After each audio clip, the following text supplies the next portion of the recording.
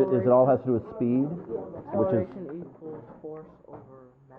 Yes, sir. keep going, folks. You guys are getting this. Bring materials in yourself that will show your home groups the concepts you're trying to teach.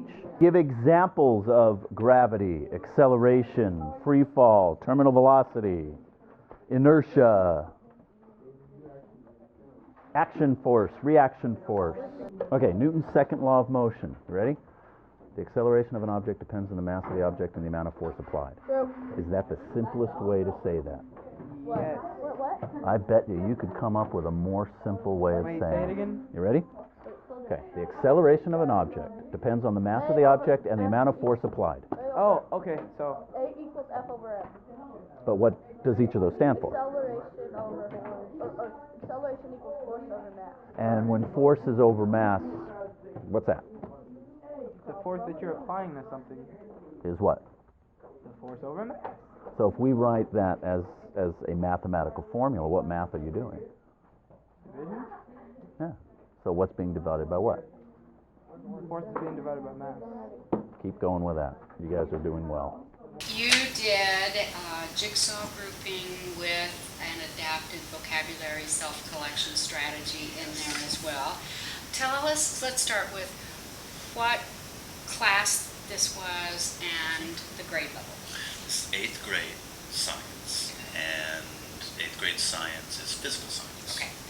And so your specific topic for this lesson was? Forces and motion. Forces and motion. All right.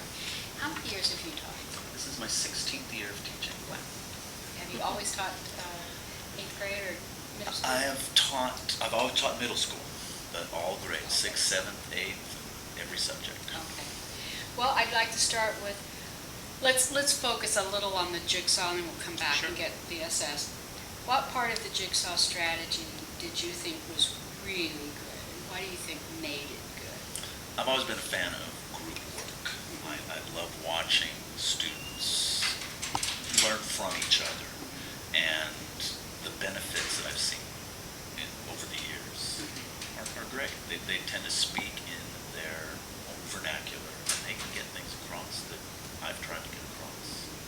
And specific to jigsaw, why do you think that works?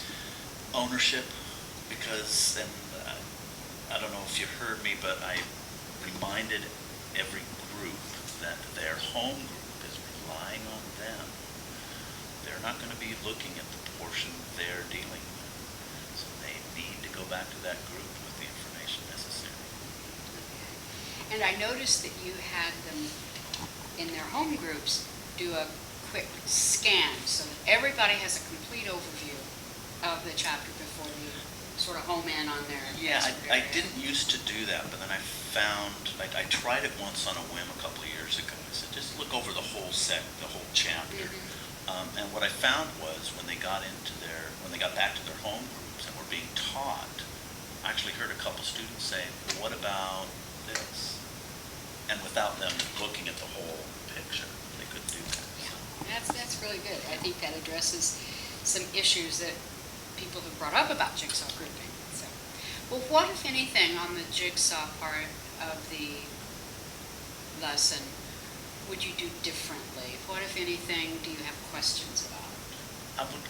Someday I would like to choose both the home groups and the expert groups. I mean, really choose, so I know. So you assign. Exactly. The way I do it now, I still like my students to have some choice in the matter. It just makes them feel good about themselves and the lesson itself. But I still see when they're in their home groups and they know they're going to be in expert groups, I've done this enough with my students where they start looking at the other groups and saying, what group are you going to be in? So they're still getting together with their friends.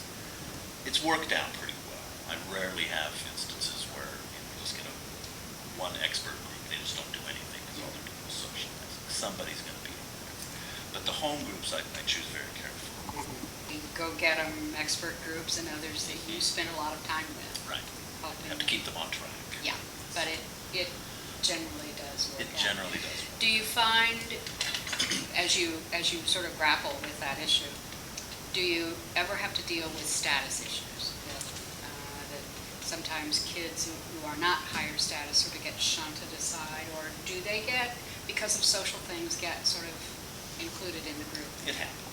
They are adolescents, and Yeah. there's always going to be issues. And they do pretty well making sure that any students who aren't, I'm trying to be very politically correct here, who aren't in the higher social Right. caste, so to speak, Mhm. they aren't going to be in a group with somebody who is going to spend the entire time just tormenting them. Yeah. And there's been a couple occasions where I've actually said, you know what, I think you might work better in this group. Well, let's think about the VSS. I know you haven't finished it yet, as you No. haven't finished the No. jigsaw either. But what about the VSS strategy that you used today did you particularly like? I was very impressed with this class's choice of words. I was too. They picked out the concepts that are most important to the chapter. I might have added just the individual laws of motion themselves, but they're going to get that anyway, I Right. hope. But VSS, I think, it works okay with the science textbook, Mhm. but I could see how it could work even better with a novel. Or something where, because what I've noticed doing VSS with the science textbook, they gravitate directly towards the key terms the textbook publishers have Right. decided on, which is okay. But I could see how it could be, you learn more about what the students want to learn Mhm. if they didn't have that. So if they were reading a science text that didn't have that Mhm. out there, they probably would.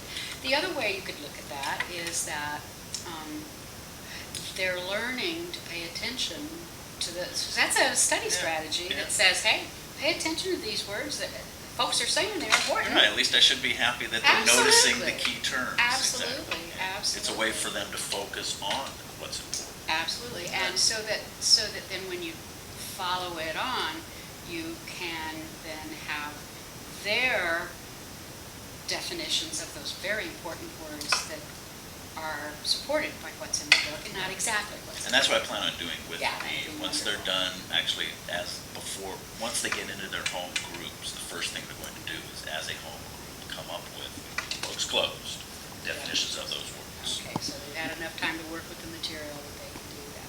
I hope. Predict that because the kids chose these words are going to show up on some sort of evaluation you do on this chapter. I think they'll do very well. That's what I really had, before I had done VSS, making tests for chapters. This gives me some excellent guidance. I can look at their list and I can make a test for all my individual classes. Say, well, these are the words that they chose, they're going to be on the test. Right. And you may find that it's successful and it Right. becomes a really good way to have the Yeah. kids do the vocabulary. How did this sort of combination of these two strategies help you achieve your content goals for this class? Because the class is about learning science. It's given me another tool. I mean, it's the type of teacher I am. I'm always looking for new ways or different ways because I don't want the kids to know exactly what's going to happen when they walk in.